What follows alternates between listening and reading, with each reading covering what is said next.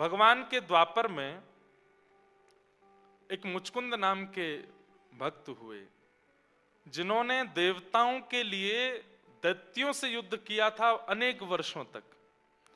अनेक वर्षों तक युद्ध करने के बाद देवता प्रसन्न हो गए और मुचकुंद से कहा वरदान मांगो।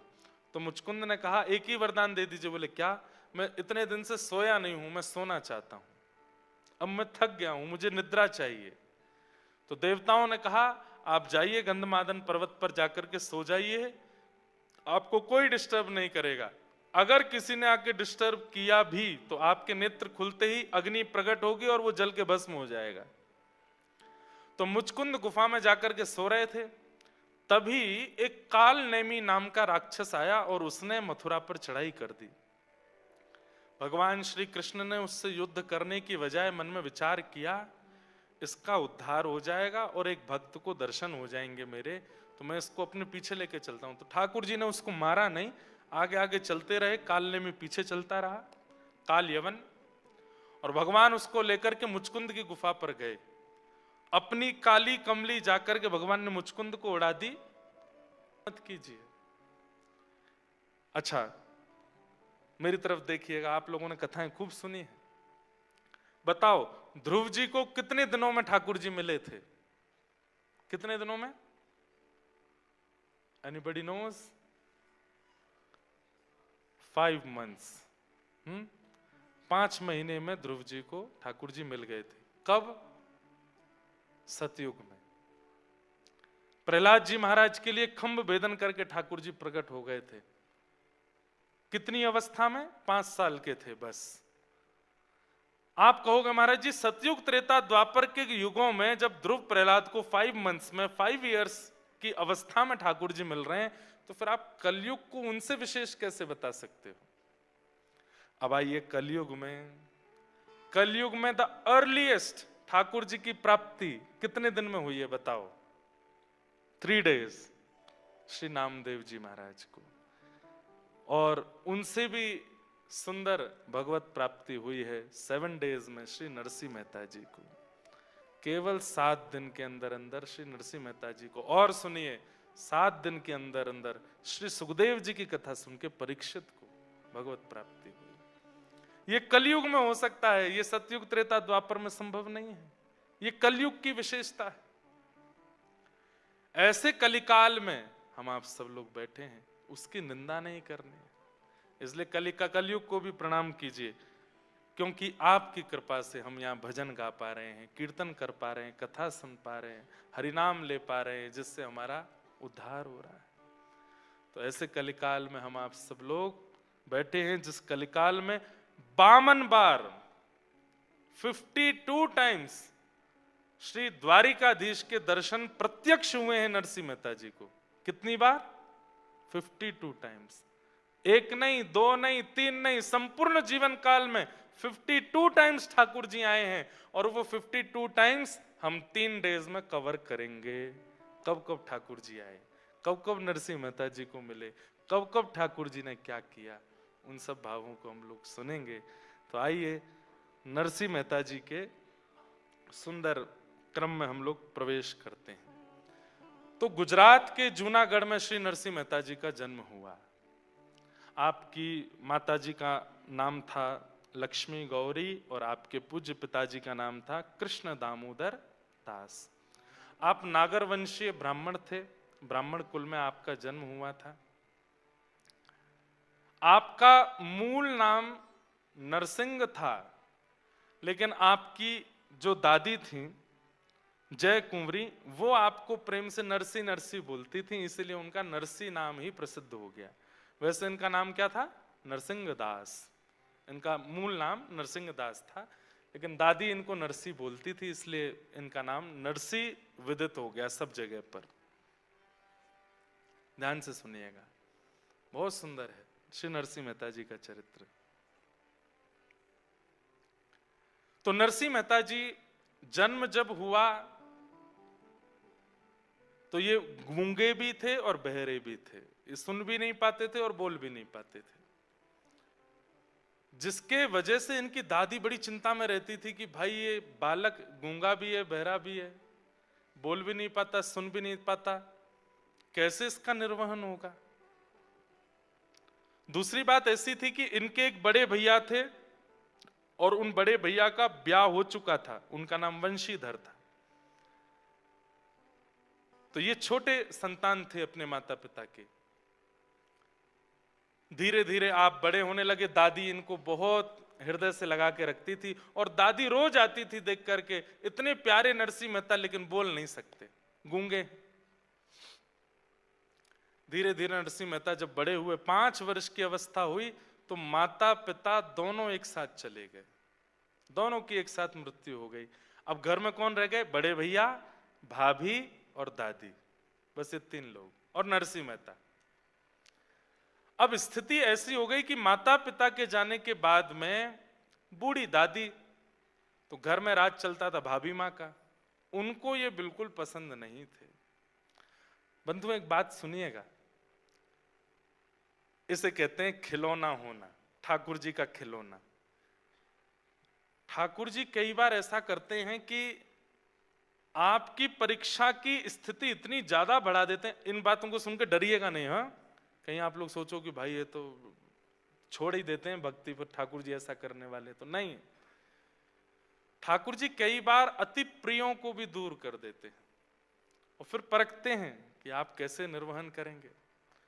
भक्तिमती मीराबाई के प्रसंग में भी ऐसा ही सुनने को आता है कि उनकी ससुराल में उनके सपोर्टर केवल 2 थे, एक उनके ससुर जी और एक उनके पति जिनसे उनका ब्याह हुआ था। और ब्याह के कुछ दिन के अंतराल में ही दोनों चले गए, कोई नहीं बचा, फिर सब विपरीत हो गए। तो विपरीतताएं, इसका मतलब जरूरी नहीं कि कोई आपका बहुत प्रेमी आपसे दूर होगा उसी को विपरीतता बोलते हैं। विपरीतता आप लोग जो नायरोबी में फेस करते हैं भक्ति के प्रसंग में, वो विपरीतता ही है। यहां भजन करना बहुत मुश्किल है। क्यों? यहां पर भजनानंदी नहीं है, यहां पर भजन के ज्यादा साधन नहीं है। लोग बाग यहां पर गौमांस खाते हैं, लोग जाने क्या क्या खाते हैं, बता भी नहीं सकते, ऐसी ऐसी सामग्रियां खाते हैं। हम तो अभी आए, नाक बंद करते हुए ही आए विमान में, इंडिगो से बचे तो कहीं और जाके गिरे, इथोपियन एयरलाइंस। और भैया किसी की निंदा नहीं कर रहे हैं, पर एक बात बता रहे हैं कि वो एक बात है ना कि कहां से गिरे कहां अटके। हम वो ऐसे एक प्रसंग वो कहा जाता है, एक आसमान से गिरे, हाँ, आसमान से गिरे खजूर पे आसमान से हुए, खजूर पे अटके, आसमान से गिरे खजूर पे अटके, आसमान से गिरे खजूर पे अटके वही हो गया। हमने कही बढ़िया है, इसमें बड़ी सीट मिल जाएगी। बड़ी सीट तो मिली, पर नासिका का जो हाल हुआ वो तो हमें ही जाने। तो ये विपरीतताएं हैं इन देशों में। इन देशों में भोग बहुत इजी है, इंद्रियों का सुख बहुत इजी है। इंद्रिय सुख जो भी है वो यहां करना चाहो, यूके में करना चाहो, अमेरिका में चाहो, ऑस्ट्रेलिया में चाहो, आप चुटकियों में कर सकते हो। यहां भजन करना मुश्किल है। यहां भजन करना थोड़ा, वैसे तो नायरोबी केनिया की जो वैसे माहौल है वो तो इतनी शांति प्रिय देश है कि यहां पर आप भजन भी आसानी से कर सकते हैं, लेकिन फिर भी भोग इतना इजी है कि कई बार वो भजन में बाधा बनता है। फिर अब मंदिर के नाम पर एक ये स्थान है, एक और है, एक दो और होंगे, बस इससे ज्यादा कुछ स्थान भी नहीं होंगे कि आप जहां जाकर के नित्य भजन साधन कर सको। तो थोड़ा यहां पर डिफिकल्ट तो है। इसी को ही विपरीतता बोलते हैं। पिताजी डॉक्टर, माताजी डॉक्टर, भैया डॉक्टर, भाभी डॉक्टर, उसके बाद तुम भी डॉक्टर बन गए तो कोई बड़ी बात नहीं है। लेकिन पिताजी माताजी सब अलग थे, भैया भी कुछ और करते थे, और आप अचानक से डॉक्टर बन गए, ये बड़ी बात है। तो यहां तो सब भोग भोग रहे हैं, पर इन भोगियों के बीच में रह करके आपने भजन कर लिया तो ये आपके लिए बड़ी प्रशंसा की बात है। मैं इस बात को क्यों कह रहा हूं, वृंदावन में भारत में भजन करना इस कैसा कि पिताजी भी डॉक्टर हैं, माताजी भी डॉक्टर हैं, भैया भी डॉक्टर हैं, भाभी भी, तुम भी डॉक्टर हो गए, वहां तो सब भजन कर ही लेते हैं। पर यहां रह के भजन करना बड़ी बात है। विदेश में रह करके भी अपने देश की संस्कृति को याद रखना ये बड़ी बात है। तो ये विपरीतता ही है। ऐसी विपरीतता ठाकुर जी देते रहते हैं भक्तों को ताकि वो चेक कर सके ये भजन करेगा कि नहीं। तो नरसिंह मेहता जी के माता पिता चले गए। भाभी माँ उनको ज्यादा प्रेम करती नहीं थी। दादी बूढ़ी हो गई थी तो उनकी इतनी चलती नहीं थी। घर का भोजन बन जाता, जो जल जाता था वो नरसिंह मेहता को दे देते थे, बेचारे चुपचाप खा लेते थे।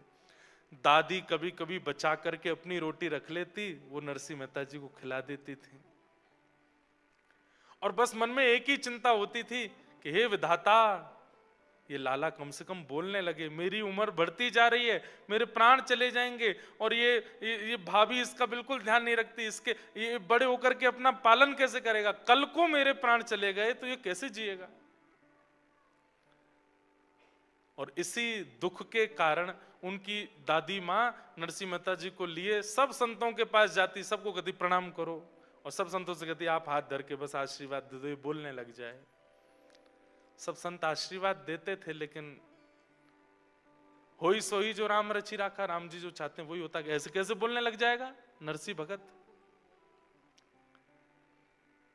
एक दिन बहुत दुखी हो गई दादी, उसको लगा कि अब मेरे बस प्राण चले। अब उसको बुखार भी आता था तो वो घबरा जाती थी कि हे विधाता अभी मेरे प्राण मत लेना, ये नरसिंह बोलने लग जाए फिर मैं चली जाऊं भले ही, ये कैसे जिएगा नहीं तो मेरे बिना। छोटे से नरसिंह मेहता इतने सुंदर, ऐसे सुंदर उनके कपोल है, ठाकुर जी जैसे ही होते हैं ठाकुर जी के भक्त। जैसे ठाकुर जी सुंदर होते हैं ऐसे उनके भक्त भी सुंदर होते हैं। सुंदर इन द सेंस कॉम्प्लेक्शन से नहीं। कई अफ्रीकन लोग भी हैं जो भक्ति वेदांत स्वामी श्रील प्रभुपाद जी की कृपा से भक्ति मार्ग में आ गए, और उनकी कृपा से जो भक्ति मार्ग में आए, ऐसे अफ्रीकन्स को भी देखोगे ना, वो भले ही रंग से सांवले हैं, सांवले तो नहीं है, काले हैं, लेकिन फिर भी उनमें वो ऐसे नहीं लगते, वो बुरे नहीं लगते, वो अच्छे लगते हैं। वो भी हमारे वृंदावन में भी कार्तिक मास में खूब सारे विदेशों से लोग आते हैं, अफ्रीकन्स भी खूब आते हैं, अच्छे लगते हैं। ऐसा उर्दपुंड लगाते हैं, धोती पहनते हैं, गले में माला पहन के शिखा रखते हैं, और बढ़िया जब मृदंग बजा के कीर्तन करते हैं कितने सुंदर लगते हैं, वो भी आकर्षक लगते हैं। तो कहने की बात, जब चित्त में ठाकुर जी, बुद्धि में ठाकुर जी, वाणी में ठाकुर जी विराज जाते हैं ना, तो व्यक्ति का स्वरूप निखरने लगता है। और वो निखरता सुंदरता के रूप में नहीं है, एक अलग सा आकर्षण उसके प्रति हो जाता है, वो फिर भी अच्छा ही लगता है, वो फिर भी सुंदर ही लगता है, पता नहीं क्यों। तो नरसिंह मेहता तो सुंदर भी थे। दादी माँ गोदी में लिए बस नरसिंह कुछ बोल, नरसिंह कुछ बोल, लेकिन नरसिंह बेचारे गूंगे, कुछ नहीं बोल पाते। एक दिन माता जी ले गईं और शंकर जी के ऊपर जल चढ़ा करके शंकर भगवान के परिक्रमा देने लगी। हे विधाता कृपा करो, मेरे प्राण चले जाएंगे, इस बालक को बोलना सिखा दो। कैसे भी बस ये बोलने लगे। परिक्रमा करते करते करते उस दिन पता नहीं कैसा एक चमत्कार हुआ। एक जटाजूट है, भस्म रमाए हैं पूरे अंग पर, मानो जैसे शिव ही प्रकट हो गए हों, ऐसा एक संत आए। क्या बात है मैया, बड़ी परिक्रमा दे रही हो शंकर जी की? महाराज मेरा ये बालक बोलता नहीं है, आप कृपा कर दो ना, ये बोलने लग जाए। नरसिंह मेहता जी की ओर देखा, मंद मुस्कान, बिल्कुल मासूमियत है चेहरे पर, बोलना नहीं आता है। नरसिंह मेहता जी की ओर देखा उस संत ने, और संत ने सिर पर हाथ फेर के मुख खोलने को कहा, और नरसिंह मेहता जी की जीभ पकड़ करके उसको ओर देखा और बोले, बोलो बेटा राधे कृष्ण। और जैसे ही जीभ छोड़ी, नरसिंह मेहता जी के नेत्रों से आंसू आने लगे, और थोड़ी ही देर में स्वर प्रकट हुआ। 5 वर्ष के नरसिंह के मुख से पहला शब्द निकला, राधे कृष्ण, राधे कृष्ण। और तेज बोलो राधे कृष्ण, और तेज बोलो राधे कृष्ण। अब तो उनकी दादी नृत्य करने लगी, नरसिंह को गोद में लेकर के उछलने लगी। लाला और तेज बोलो, अब तो राधे कृष्ण, राधे कृष्ण, राधे कृष्ण, राधे कृष्ण। जय जय राधे कृष्ण, राधे कृष्ण, राधे गोविंद। जय जय राधे कृष्ण, राधे कृष्ण, राधे आइए, नरसिंह मेहता बोल रहे हैं, आप करताल बजाओ प्रेम से। ओ जय जय राधे कृष्ण राधे कृष्ण राधे गोविंद। जय जय राधे कृष्ण राधे कृष्ण राधे गोविंद। ओ जय जय राधे कृष्ण राधे कृष्ण राधे गोविंद। जय जय राधे कृष्ण राधे कृष्ण राधे गोविंद। जय जय राधे कृष्ण राधे कृष्ण राधे गोविंद। जय जय राधे कृष्ण राधे कृष्ण राधे गोविंद। ओ जय जय राधे कृष्ण राधे कृष्ण राधे गोविंद।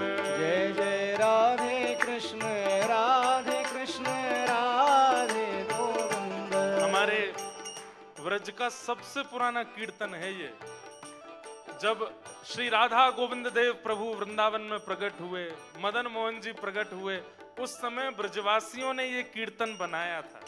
उस काल का ये कीर्तन है। भाव से गाओ, करताल बजा के गाओ। जय जय राधे कृष्ण राधे गोविंद। जय जय राधे कृष्ण राधे राधे गोविंद।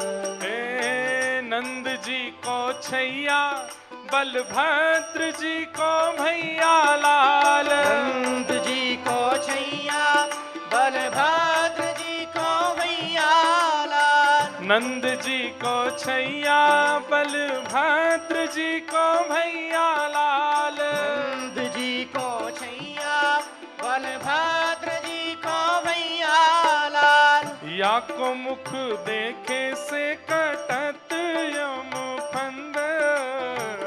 या को मुख देखे से कटत यम फंद। ओ या को मुख देखे से कटत यम फंद। ओ या को मुख देखे से कटत यम फंद। जय जय राधे कृष्ण राधे गोविंद। जय जय राधे कृष्ण राधे गोविंद।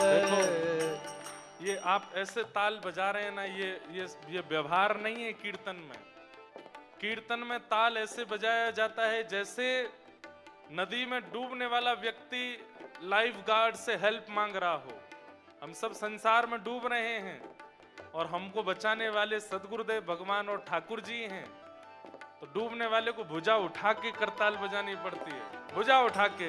जय जय राधे कृष्ण राधे गोविंद। जय जय राधे कृष्ण राधे गोविंद। हे केशव जी कल्याण गिरिधरण छविले लाल। केशव जी कल्याण गिरधरन छविले लाल। केशव जी कल्याण गिरिधरण छविले लाल। केशव जी कल्याण गिरधरन छविले लाल। मदन मोहन श्री वृंदावन चंद्र। मदन मोहन श्री वृंदावन चंद्र।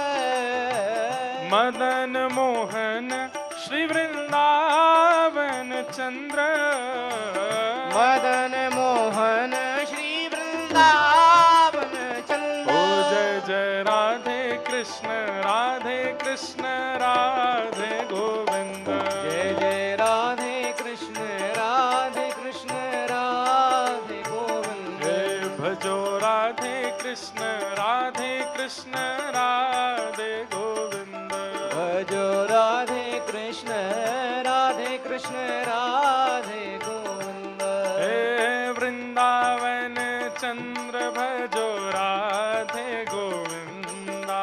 वृंदावन चंद्र भजो राधे गोविंद। हे वृंदावन चंद्र भजो राधे गोविंदा। हे वृंदावन चंद्र भजो राधे गोविंद। प्यारे राधा रमण लाल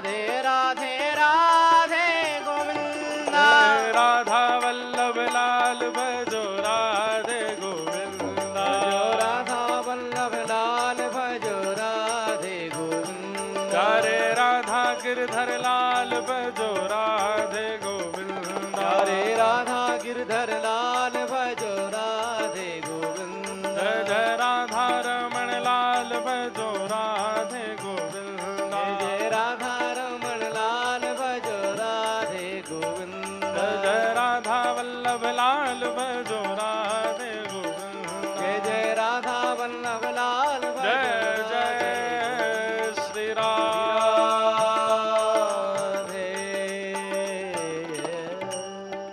जय जय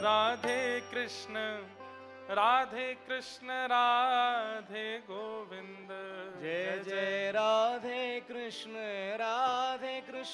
राधे गोविंद। गाने लगे, बोलने लगे, नाचने लगे नरसिंह मेहता। दादी ने तो बस उसी समय प्रणाम किया, ठाकुर जी को बोला अब ले जाओ मुझे, अब कम से कम ये बोल के खा तो लेगा, सुन कर के जवाब तो दे देगा। अब मुझे इतना है कि अब ये अपनी देखभाल कर लेगा। नरसिंह अब पहली बार बोलना सीखे हैं तो इतनी जोर जोर से बोलते हुए गाते हुए गए। घर पे जाके भैया के सामने जब बोले, भाई बड़े प्रसन्न हुए। अरे नरसिंह भाई बोलने लगे तुम। ठाकुर जी की कृपा से नरसिंह मेहता बोलने लगे, लेकिन इनकी भाभी को बिल्कुल बढ़िया नहीं लगा। गूंगा बहरा पूरे दिन पड़ा रहता है, हमारी सास ससुर खुद तो चले गए, छोटा सा एक बालक मेरे छाती पर छोड़ के चले गए। अब बोलने लग गया है। अब कल तो आऊं करके भोजन प्रसाद मांगता था, अब तो बोल के मांगा करेगा कि रोटी बनाओ भाभी। वो और दुखी हो गए।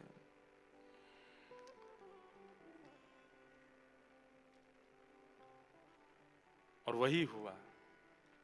कुछ दिन बाद दादी मरणासन अवस्था में नरसी नरसी कह के चिल्लाने लगी। नरसिंह मेहता गए, क्या हुआ दादी माँ? बोले बेटा अब मैं जा रही, अब मेरा समय आ गया, अब मुझसे उठा नहीं जा रहा है, बेटा तू कीर्तन सुना दे। और श्री नरसिंह मेहता कीर्तन सुनाने लगे। कीर्तन सुनते रो भी रहे हैं, दादी माँ ने ही पाल पोस के बड़ा किया है, माता पिता बचपन में चले गए और दादी का हाथ पकड़ के बैठे रहे। कीर्तन सुनते सुनते सुनते सुनते दादी माँ चली गई। और अब नरसिंह मेहता जी के संकट और बढ़ने लगे और कष्टदायी हो गया। दुरित गौरी जो इनकी भाभी थी, दादी का संस्कार आदि सब हो गया। अब तो घर में जैसे ही नरसिंह मेहता आए, उनका कमरा, दादी के साथ रहते थे तो दादी का कमरा ले लिया, उसमें सब तिजोरियों में सामान था, नरसिंह मेहता को बाहर कर दिया। लेकिन बंधुओं, भक्त का एक स्वभाव होता है, बहुत वर्सेटाइल होता है, और जो वर्सेटाइल नहीं है वो भक्त नहीं हो सकता। या आप लिख लीजिएगा, वो हर परिस्थिति में स्वयं को ढाल लेता है, ये उसकी प्रकृति हो जाती है। कैसी भी परिस्थिति आ जाए, अनुकूल हो तो अच्छा, प्रतिकूल हो तो अच्छा। अनुकूल होता है तो फूलता नहीं है, प्रतिकूल होता है तो रोता नहीं है। ये भक्त का स्वभाव होता है। संसारी व्यक्ति का स्वभाव कैसा? अनुकूल मिलने पे फूल जाएगा और प्रतिकूल मिलने पे भूल जाएगा, रोने लगेगा। पर भक्त दोनों में एडजस्टमेंट कर लेता है। एडजस्टमेंट ये भक्त का स्वभाव बन जाता है, वो हर परिस्थिति में रहने लगता है। छोटे से नरसिंह मेहता, भाभी अब डांटती भी है, फटकारती भी है, उल्टा सीधा भोजन देती है, बच जाए तो देती है, कभी कभी नहीं भी बचता तो कहती है बस दाल बची है खा लो, पेट भर लो, रोटी तो खत्म। नरसिंह मेहता वही पा लेते हैं। एक दिन किसी कार्य से बाहर गए थे नरसिंह जी, और एक विषय और, नरसिंह मेहता जब बोलने लगे तो एक दिन अपनी दादी से बोले कि दादी आप चली जाओगी तो मैं किसके सहारे रहूंगा? भैया तो व्यस्त रहते हैं, भाभी माँ मुझको पसंद नहीं करती। तो दादी ने कहा तेरे माता पिता तो शिव पार्वती हैं, यही तेरे माता पिता हैं। तो नरसिंह मेहता शंकर जी को पिताजी के रूप में ही देखते थे। शिव दरबार के सामने से, शिव मंदिर के सामने से जब भी निकलते थे तो नरसिंह मेहता इसी भाव से प्रणाम करते, जय हो पिताजी आपको प्रणाम। पार्वती जी को देखते तो यही भाव रखते, मेरी मां। रोज जाते शंकर जी से बात करते थे, आज मैंने क्या किया क्या नहीं किया, पार्वती मैया को सब बताते थे। वो जगत के माता पिता हैं। नरसिंह मेहता ने भी उनको अपना माता पिता माना। आज कहीं बाहर से आए तो आकर के अपनी भाभी से कहने लगे, भाभी माँ प्यास लगी है, पानी दे दो। नरसिंह मेहता का स्वभाव था वो खुद ही ले लेते थे, अपने काम खुद करते थे। लेकिन आज पहली बार बहुत थके थे, पसीने में थे, तो भाभी से कह दिया कि आप जल दे दो। क्रोध में भर करके इतना सुनाया, बोले आज कह रहा है पानी दे दो, कल को बोलेगा ये बना दो, परसों कह देगा ऐसा कर दो, और मेरे ऊपर हुक्म चलाएगा। सुन, तेरी मां भी चली गई, पिता भी चले गए, और तेरा पालन पोषण करने वाली दादी भी चली गई, अब तू भी चला जा, हमारा तुझसे कोई वास्ता नहीं, तू भी निकल जा घर से, और यहां दोबारा आने की जरूरत नहीं है। अरे भाभी मैंने ऐसे नहीं कहा था, बस मैंने प्यास लगी थी तो पानी मांग लिया। बोले मुझे कुछ नहीं सुनना, निकल जा घर से बाहर। और श्री नरसिंह मेहता घर से निकल गए। रो रहे हैं छोटे से नरसिंह मेहता, रोते रोते गए, और जूनागढ़ में एक महादेव का मंदिर, वहीं जाकर के शंकर जी, उन महादेव का नाम पता है क्या? इंद्रेश्वर महादेव। उनका नाम भी इंद्रेश्वर महादेव। जाकर के आज भी हैं, जूनागढ़ के जंगल में स्थित है इंद्रेश्वर महादेव। नरसिंह मेहता गए, लिपट गए, रोने लगे, बोले आप ही मेरे माँ हो, आप ही मेरे पिता हो। कोई माता पिता के बिना कैसे अनाथ हो सकता है? नाथ तू अनाथ को अनाथ कौन मोसो। भगवान के नाम के आगे नाथ शब्द का प्रयोग क्या? नाथ शब्द का मतलब क्या होता है? स्वामी। और स्वामी किसका होता है? नाथ किसका होता है? अनाथों का होता है।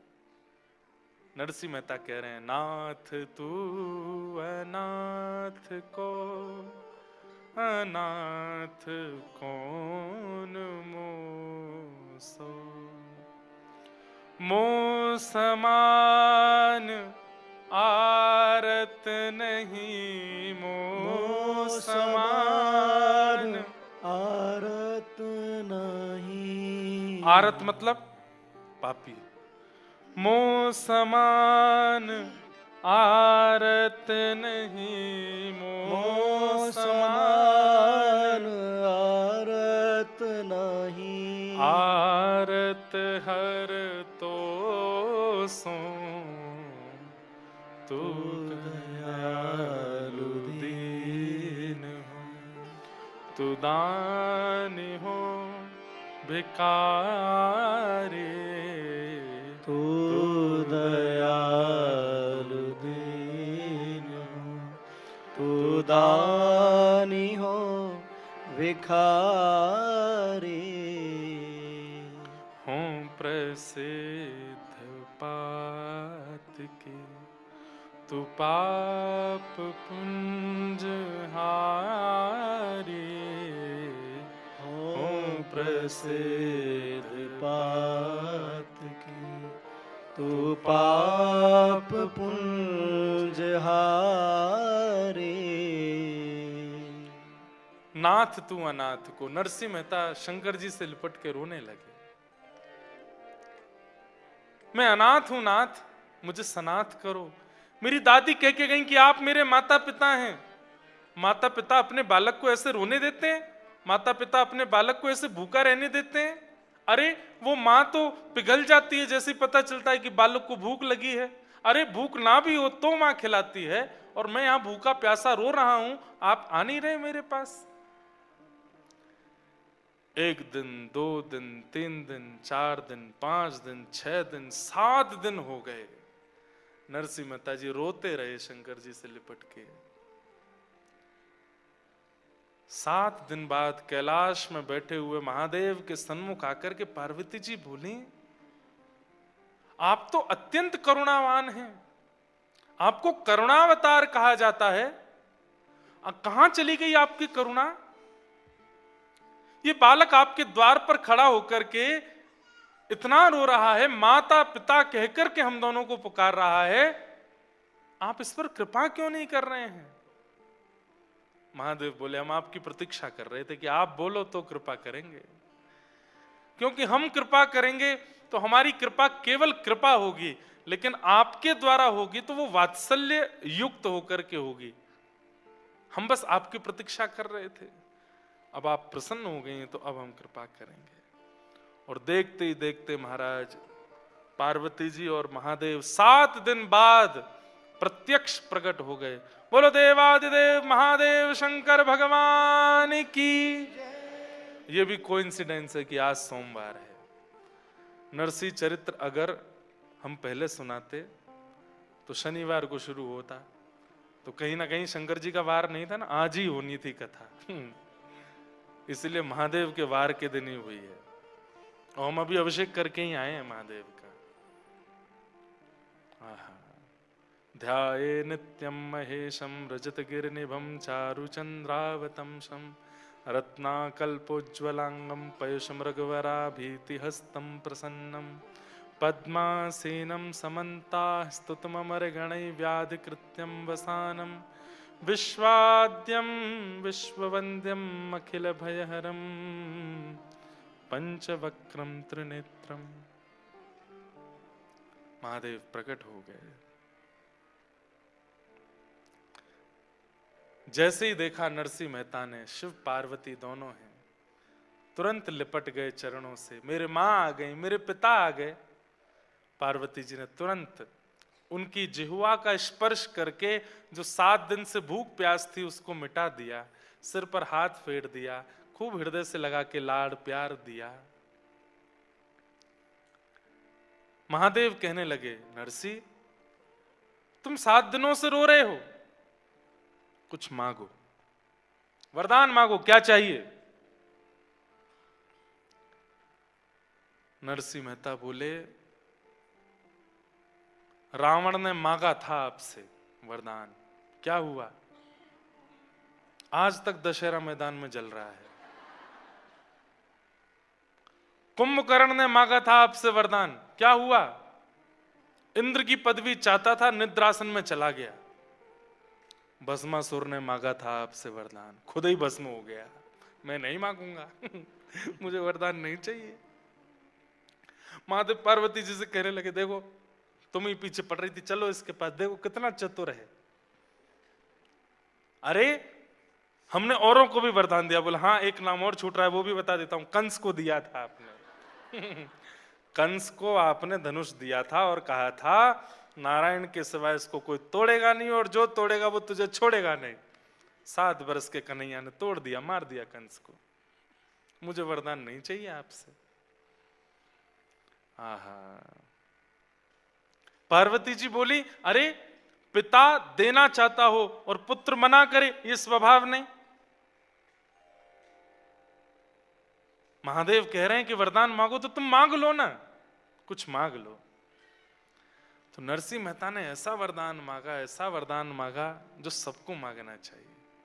बोले नाथ, मैं अपनी बुद्धि अपने मन से कितना सोच पाऊंगा? जितना मैंने देखा है, मैं तो जूनागढ़ से बाहर भी नहीं गया कभी। मेरी बुद्धि मति ज्यादा कुछ जानती नहीं है, बहुत अल्पमति है मेरी, अल्प बुद्धि है मेरी, इसलिए मैं बहुत ज्यादा कुछ मांग ही नहीं पाऊंगा। इसलिए नाथ, आप तो महादेव हैं, आप तो देवों के देव हैं, आपके हृदय को जो सबसे अच्छा लगता हो आप खुद ही मुझे दे दीजिए। मुझे आपसे कुछ नहीं चाहिए, आप अपने आप दे दीजिए। आहा।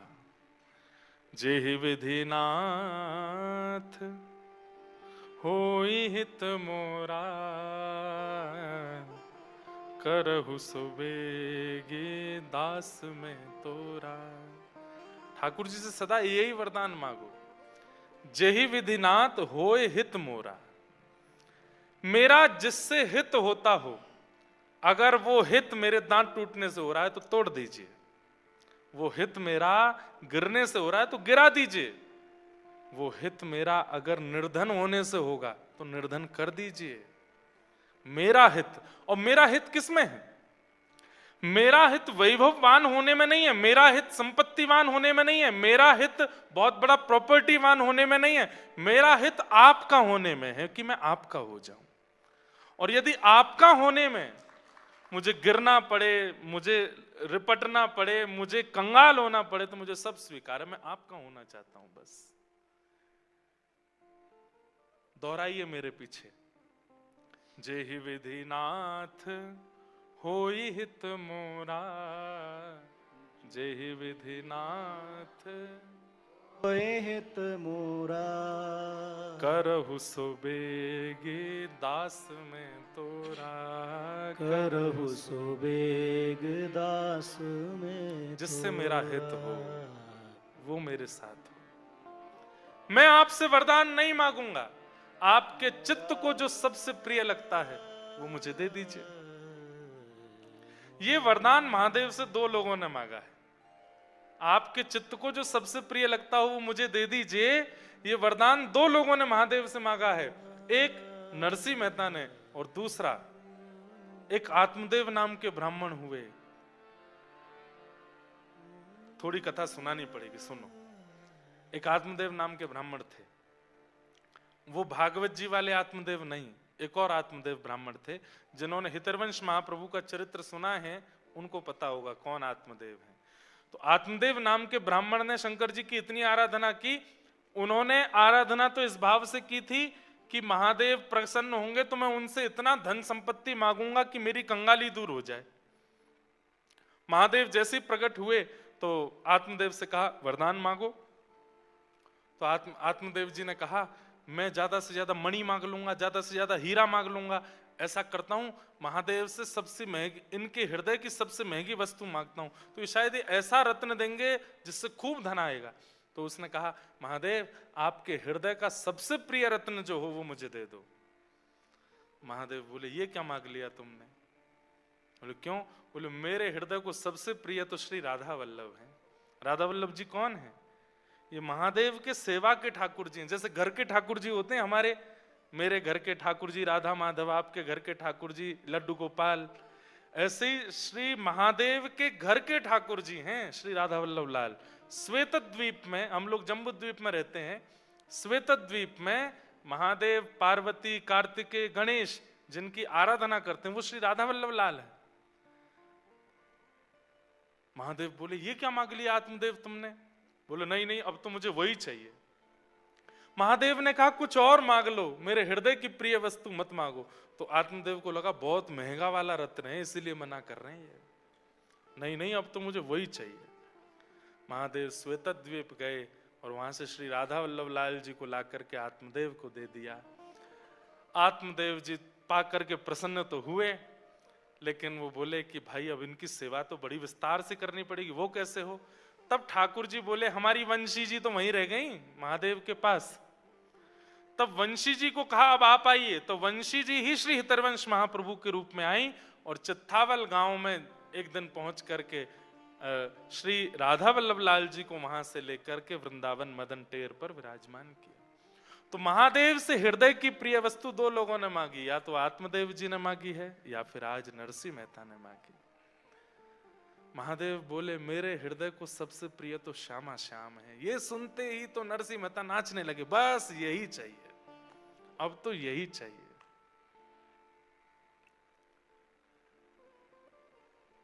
अब तो यही चाहिए, और कुछ नहीं चाहिए नाथ, बस श्यामा श्याम दो। मैं कहता रहता हूं कथाओं में कि कृष्ण आप शिव भक्त हैं और अचानक आपका रुझान वृंदावन के प्रति होने लग जाए, प्रिया प्रियतम के प्रति होने लग जाए, श्री राधा माधव के प्रति होने लग जाए, तो समझ जाइएगा कि महादेव आपकी सेवा से प्रसन्न होकर उपहार दे रहे हैं वृंदावन के प्रति प्रेम, प्रिया प्रियतम के प्रति प्रेम।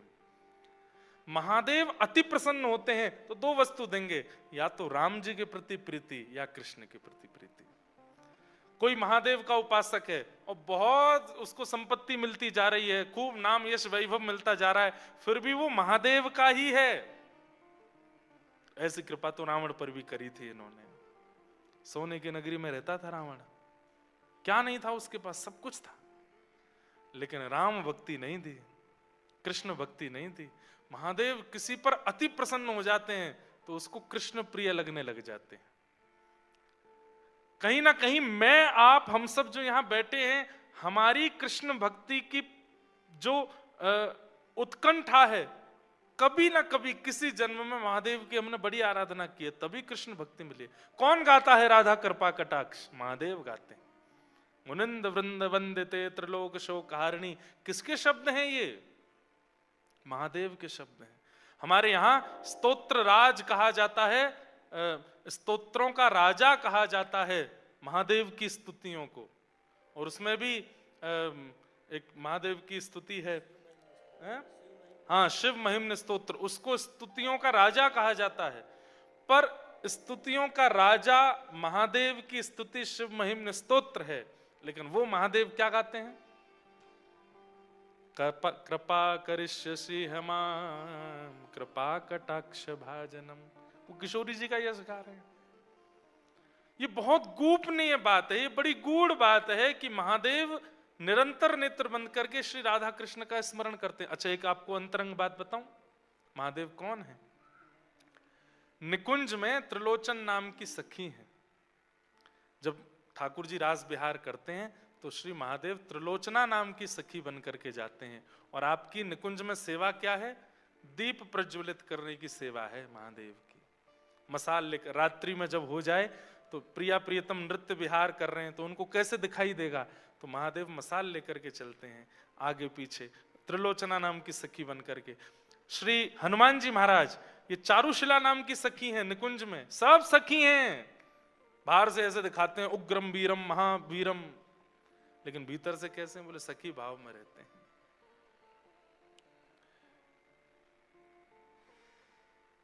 नरसिंह मेहता ने कहा आपकी हृदय की प्रिय वस्तु चाहिए। महादेव बोले हृदय के प्रिय तो श्यामा श्याम है, चरण पकड़ लिए, बस वही चाहिए, अब और कुछ नहीं चाहिए।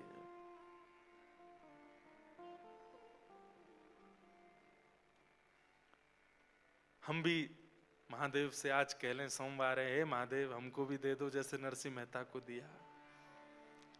शिव कैलाशों के वासी धौली धारों के राजा, शंकर संकट हरना। ओ शिव कैलाशों के वासी धोरी धारों के राजा, सब लोग गाओ। शंकर संकट हरना। ओ भोले बाबा शंकर संकट हरना। ओ भोले बाबा शंकर संकट हरना। तेरे कैलाशों का अंत न पाया, तेरे कैलाशों का अंत न पाया। तेरे कैलाशों का अंत न पाया। तेरे कैलाशों का अंत न पाया। अंत बेअंत तेरी माया। ओ भोले बाबा अंत बेअंत तेरी माया। सब लोग गाओ। ओ शिव कैलाशों के वासी धौली धारों के राजा, शंकर संकट हरना। ओ भोले बाबा शंकर संकट हरना। भोले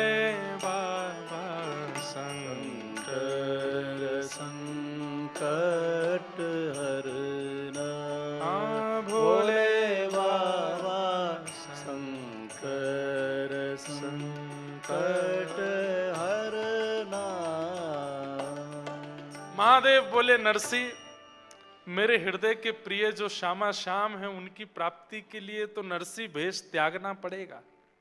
मैं महादेव बन के जब नहीं जा सकता, मुझे गोपी बनना पड़ता है, तुम्हें भी गोपी बनना पड़ेगा। अब कोई चित्रकार हो तो इसको बनावे। एक बड़ी गोपी महादेव, मूंछों वाली, बढ़िया सुंदर, सिर पर एक चुनरी है, हाथों से सर्प आदियों को भेज दिया है, कानों से बिच्छू भी निकाल दिए हैं, गोपीश्वर बन गए हैं। बोलो गोपेश्वर महादेव की। गोपीश्वर, देखो गोपीनाथ को पाना है तो गोपीश्वर को भजना तो पड़ेगा। बिना गोपीश्वर की कृपा के गोपीनाथ नहीं मिलेंगे। तो एक तो बड़ी गोपी बने हैं महादेव, त्रिपुंड लगा है, तीसरा नेत्र थोड़ा फड़फड़ा रहा है कि जैसे ही वृंदावन पहुंचूं नेत्र खोल लूं। और दूसरी छोटी गोपी बनी है नरसी मेहता, उन्होंने भी सिर पर चुनरी पहनी है। अन्नपूर्णा मैया ने दोनों का श्रृंगार किया है, दोनों गोपी बन गए। और नरसी मेहता बोले चलो। महादेव बोले जूनागढ़ में नहीं मिलेंगे ठाकुर जी, वृंदावन जाना पड़ेगा। एक बात प्रमाणित होती है कि भाई ठाकुर जी से मिलना है तो वृंदावन तो जाना पड़ेगा। वृंदावन जाए बिना भगवत प्राप्ति, हां, जैसे ठाकुर जी प्रकट होते हैं, राधा रमण लाल प्रकट हुए श्री गोपाल भट्ट गोस्वामी जी के लिए, मधु पंडित के लिए गोपीनाथ प्रकट हो गए, रूप सनातन गोस्वामी जी के लिए श्री गोविंद देव और मदन मोहन प्रकट हो गए, हितवंश महाप्रभु के लिए राधा वल्लभ लाल। ऐसे ही हो सकता है कि नायरोबी में आप बुलाओ तो वृंदावन यहां भी प्रकट होता है। और मानो चाहे नहीं मानो, 10 सेकंड लेट बजानी थी ताली आपको, मानो चाहे नहीं मानो, ये 3 दिन का वृंदावन ही आया है आपके यहां पर, और ये वृंदावन ही प्रकट हो रहा है। इतने सारे ब्रजवासी आ गए वृंदावन पे, खूब आपके घर चकाचक खा पी रहे हैं, ऊधम मचा रहे हैं, नायरोबी में डाएं डाएं डोल रहे हैं। ब्रजवासी आ गए तो या को मतलब ये नहीं है कि वृंदावन प्रकट हुए, भय गए वृंदावन प्रकट। जैसे ठाकुर प्रकट होते हैं ऐसे वृंदावन भी प्रकट होता है, पर उनके साक्षात्कार के लिए वृंदावन तो जाना पड़ेगा। और श्री महादेव ने हाथ पकड़ा है नरसी मेहता का और बोले चलो मेरे संग। और लेकर के महादेव सीधे जूनागढ़ से पहुंचे कहां? श्री वृंदावन धाम। वृंदावन धाम पहुंचे। आहा, वृंदावन आते ही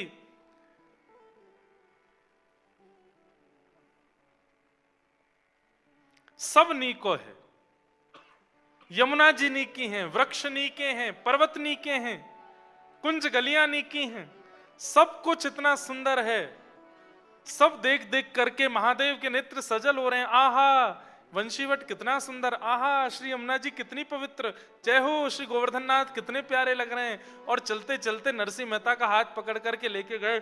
चल रही सखी, अरे छोटी नरसी सखी देख सामने, अब निकुंज आवे वारो है, ललता विशाखा दोनों खड़ी हैं, हम दोनों भीतर प्रवेश करेंगे। और जैसे ही महादेव ने भीतर प्रवेश किया, संध्या हो गई, रात्रि का समय। महादेव अपनी मसाल लेकर के, दीप लेकर के खड़े हैं और नेत्र खोल करके जब उस भाव का देख रहे हैं, नरसी मेहता बोल रहे हैं क्या दिख रहा है आपको, मुझे तो नहीं दिख रहा। नरसी मेहता को बता रहे हैं महादेव, आज गोपाल रास रस खेलत, आज गोपाल रास रस खेलत, आज गोपाल रास रस खेलत, आज गोपाल रास रस खेलत। निकुंज कल्प तरु तीर री सजनी, निकुंज कल्प तरु तीर री सजनी, आज गोपाल रास रस खेलत, आज गोपाल महादेव वर्णन कर रहे हैं। रस खेलत। ओहो, कैसी सुंदर मुकुट पहना है, कैसी सुंदर पीतांबरी पहनी है, वैजंती माला गले में धारण करी है। कमलाक्ष ठाकुर जी घुंघराले केशों के बीच में अपनी मधुर मुस्कान के साथ श्री प्रिया जी के गले में गलवैयां देते हुए रास विहार कर रहे हैं। अरे देखो, वहां से एक दूसरी सखी बीड़ा लेकर के आई है, ठाकुर जी को पवा रही है। एक सखी चंवर डुरा रही है, एक सखी ठाकुर जी के आगे इत्र बौछार कर रही है। ठाकुर जी मंद मंद नृत्य कर रहे हैं, श्री प्रिया जी तान सो गा रही हैं, ठाकुर जी नृत्य कर रहे हैं। नरसिंह मेहता रोने लगे, बोले मुझे नहीं दिख रहा है, मुझे भी दिखाइए नाथ। तब महादेव ने एक दीप प्रज्वलित करके नरसिंह मेहता को दिया। अपना दीप तो प्रज्वलित था ही, और उसी दीप को प्रज्वलित करके नरसिंह मेहता को दिया। 2 दीप हो गए, एक महादेव के हाथ में, एक नरसिंह मेहता। अब देखो, जैसे ही महादेव ने दीप प्रज्वलित किया, आहा, अब नरसिंह भी गाने लगे। आज गोपाल रास रस खेलत, आज गोपाल रास रस खेलत। कलयुग में ये पहली बार हुआ था कि बिना वृंदावन प्राप्त किए किसी बाहर के भक्त को, गुजरात में जन्मे जूनागढ़ में रहने वाले नरसिंह मेहता को केवल 7 वर्ष की आयु में निकुंज के रास का दर्शन हो गया है। ये पहली बार हुआ था, ऐसा पहला कभी नहीं हुआ। वृंदावन को भजना पड़ता है, वृंदावन में रमना पड़ता है, यमुना जी के अनंत दिनों तक उपासना करनी पड़ती है, रज में अपने आप को घिसना पड़ता है, तब जाकर के निकुंज की एक कणिका का दर्शन होता है। आज नरसिंह मेहता पूरे रास का दर्शन कर रहे हैं। कहते हैं दर्शन करते करते उस दीप से नरसिंह मेहता का हाथ जलने लगा, लेकिन नरसिंह मेहता के नेत्रों से सजल अश्रु बह रहे हैं। देखते जा रहे हैं श्री प्रिया जी के सुंदर रूप को, ठाकुर जी के सुंदर रूप को भूल गए। तब प्रिया जी का ध्यान गया नरसिंह मेहता जी के हाथ पर। कितने बड़े भाग्य की बात। तुरंत प्रिया जी गईं और जाकर के ललता विशाखा से कही, अरे देख, ये छोटी सी सखी को हाथ जरवे वारो है, जल्दी तैया के हाथ से दीपक हटा।